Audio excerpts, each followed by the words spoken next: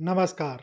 हम अक्सर राकेश झुनझुनवाला और वॉरेन बफे जैसे दिग्गजों के बारे में सुनते हैं, जिन्होंने शेयर बाजार में बहुत दौलत कमाई। लेकिन इसके दूसरे पहलू का क्या? उन जीनियस दिमागों, उन बौद्धिक दिग्गजों का क्या, जिन्होंने अपने अद्भुत बुद्धिमत्ता के बावजूद शेयर बाजारों की अप्रत्याशित दुनिया में अपनी दौलत गंवा दी? आज हम ऐसे ही दो शख्सियतों की दिलचस्प कहानियां देखेंगे, जो यकीनन अब तक के सबसे तेज दिमाग वाले थे। हम उनकी गलतियों का पता लगाएंगे और अपनी निवेश यात्राओं के लिए अमूल्य सबक सीखेंगे। तो आइए शुरू करते हैं। आगे बढ़ने से पहले इस डिस्क्लेमर को ध्यानपूर्वक पढ़ लीजिए। तो हम सबसे पहले जिस जीनियस के बारे में बात करने जा रहे हैं, वह है sir Isaac Newton. Isaac Newton को किसी भी परिचय की आवश्यकता नहीं है। हम सभी ने जीवन में कभी ना कभी उनका नाम अवश्य ही सुना या पढ़ा होगा। वह एक अंग्रेज गणितज्ञ, भौतिक विज्ञानी और खगोल शास्त्री थे, जिन्हें अब तक के सबसे प्रतिभाशाली वैज्ञानिकों में से एक माना जाता है। वह मुख्य रूप से गति के नियमों, जैसे कि खास तौर पे तीसरा नियम, यानी कि प्रत्येक क्रिया की एक समान और विपरीत प्रतिक्रिया होती है, और गुरुत्वाकर्षण के सार्वभौमिक नियम को प्रतिपादित करने के लिए जाने जाते हैं। ये गुरुत्वाकर्षण का वही नियम है, अगर आपने कहानी सुनी हो कि एक साइंटिस्ट कहीं बैठे हुए थे और उनके सिर पे एप्पल गिर गया था, ये वो आइजैक न्यूटन की ही कहानी है। लेकिन आज हम इनकी सफलता के बारे में नहीं, बल्कि उनकी असफलता के बारे में बात कर रहे हैं। यह साबित करता है कि न केवल आम लोग, बल्कि सबसे तेज दिमाग भी शेयर बाजार में पैसा खो सकते हैं। 1711 में ब्रिटेन देश के राष्ट्रीय ऋण को व्यवस्थित और कम करने के लिए दी साउथ सी कंपनी नामक एक ब्रिटिश जॉइंट स्टॉक कंपनी बनाई गई थी। इस सार्वजनिक निजी साझेदारी के हिस्से के रूप में सरकार ने राष्ट्रीय ऋण खरीदने के बदले में कंपनी को दक्षिण अमेरिका और साउथ सीज के साथ व्यापार करने का एक अधिकार दे दिया था। इसका परिणाम साउथ सी बबल नामक एक दौर में हुआ, जहां कंपनियों के शेयरों की कीमत जनवरी 1720 में लगभग 128 पाउंड, अब पाउंड यानी ये ब्रिटेन की करेंसी है, और आज के दौर में एक पाउंड जो है 100 रुपए से ज़्यादा का है। तो 128 पाउंड से बढ़कर जून तक लगभग 1000 पाउंड हो गई। मतलब 128 से 1000 हो गई जनवरी से जून के बीच में, 6 महीने में ही। न्यूटन ने शुरुआत में ही इसमें निवेश किया, और एक बुद्धिमान पर्यवेक्षक होने के नाते उन्होंने अपने शेयर जल्दी बेचकर एक अच्छा मुनाफा भी कमा लिया। उन्होंने शुरुआत में लगभग 7000 पाउंड का लाभ इन शेयरों को बेचे कमाया। यह शेयर की कीमत में उनकी समझ को दर्शाता है। लेकिन यहीं पर इस महान व्यक्ति से गलती हो गई। जैसे जैसे यह बबल, साउथ सी बबल, बढ़ता गया और उनके आसपास के सभी लोग अमीर होते चले गए, न्यूटन खुद को रोक नहीं पाए। वह फोमो यानी फियर ऑफ मिसिंग आउट, यानी छूट जाने या रह जाने का शिकार हो गए। उन्होंने बबल के चरम के करीब अपनी संपत्ति का एक बड़ा हिस्सा फिर से निवेश कर दिया। जब सितंबर 1720 में यह बबल फूटा, तो शेयर की कीमत तेजी से गिर गई और न्यूटन ने अपनी सारी संपत्ति खो दी। उनके कुल नुकसान का अनुमान लगभग 2000 पाउंड था, जो आज के समय में करोड़ों के बराबर है। उनका शुरुआती तार्किक निर्णय भावनात्मक प्रभाव और आसान पैसे की दौड़ में शामिल होने की इच्छा से हार गया। कहा जाता है कि यह घटना उनके लिए इतनी दर्दनाक थी कि उन्होंने अपनी उपस्थिति में किसी को भी साउथ सी शब्द बोलने से मना कर दिया था। उनका एक प्रसिद्ध कोट था, जिसका हिंदी ट्रांसलेशन कुछ इस तरीके से है कि मैं स्वर्गीय पिंडों की गति की गणना कर सकता हूं, लेकिन लोगों के पागलपन की नहीं। को व्यापक रूप से साउथ सी बबल के साथ उनके अनुभव से जोड़ा जाता है। तो हमें सबक क्या मिलते हैं आइजैक न्यूटन की इस गलती से?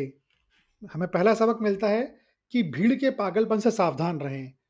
सबसे बुद्धिमान व्यक्ति भी भेड़चाल से प्रभावित हो सकते हैं, दूसरों की कथित सफलता को अपने तार्किक विश्लेषण पर हावी ना होने दें। और दूसरा, अपने फैसलों पर टिके रहें। यदि आपका शुरुआती विश्लेषण बताता है कि कोई चीज़ ज़रूरत से ज़्यादा आंकी गई है या वह एक बुलबुला हो सकती है, तो अगर वह बेवजह और भी बढ़ती है, तो फोमो यानी कि कुछ छूट जाने के डर के कारण उसमें वापस ना पड़ें। ठीक है? अब आगे चलते हैं, अगले जीनियस की बात करते हैं और वह है अल्बर्ट आइंस्टाइन। वह भी एक महान बुद्धिमान व्यक्ति थे जिनका नाम जीनियस का पर्याय है। अल्बर्ट आइंस्टाइन एक सैद्धांतिक भौतिक विज्ञानी थे, जो जर्मनी के थे लेकिन बाद में अमेरिका चले गए, जिन्होंने सापेक्षता के सिद्धांत यानी थ्योरी ऑफ रिलेटिविटी को विकसित किया, जो आधुनिक भौतिकी की नींव है। वह अपने समीकरण E is equals to M C square के लिए प्रसिद्ध थे, जो द्रव्यमान और ऊर्जा के बीच के संबंध को समझाता है। 1921 में उन्हें फोटो इलेक्ट्रिक इफेक्ट पर उनके काम के लिए भौतिकी यानी कि फिजिक्स में नोबेल पुरस्कार से सम्मानित किया गया। आइंस्टाइन ने कई अन्य लोगों की तरह 1920 के दशक में तेजी से बढ़ते अमेरिकी शेयर बाजार को देखा।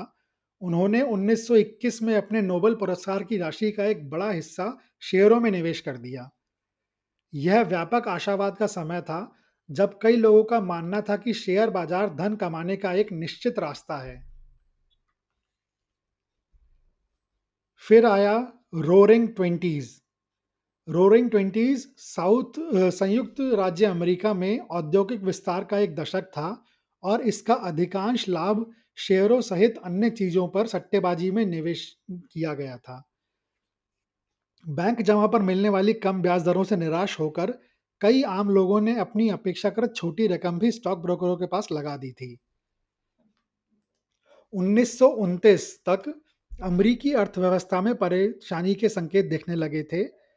कृषि क्षेत्र अधिक उत्पादन और गिरती कीमतों के कारण मंदी में था, जिससे कई किसान कर्ज में डूब गए थे और उपभोक्ता वस्तुओं के निर्माताओं के पास भी कम मजदूरी और कम क्रय शक्ति के कारण ना बिकने वाला सामान इकट्ठा हो रहा था।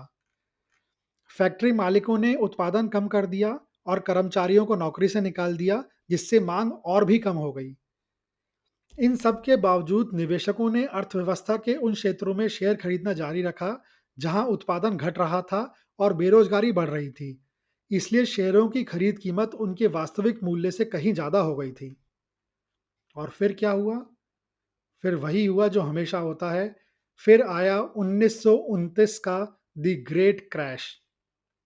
यह संयुक्त राज्य अमेरिका में एक बड़ा शेयर बाजार क्रैश था, जो अक्टूबर 1929 में न्यूयॉर्क स्टॉक एक्सचेंज में कीमतों में तेजी से गिरावट के साथ शुरू हुआ।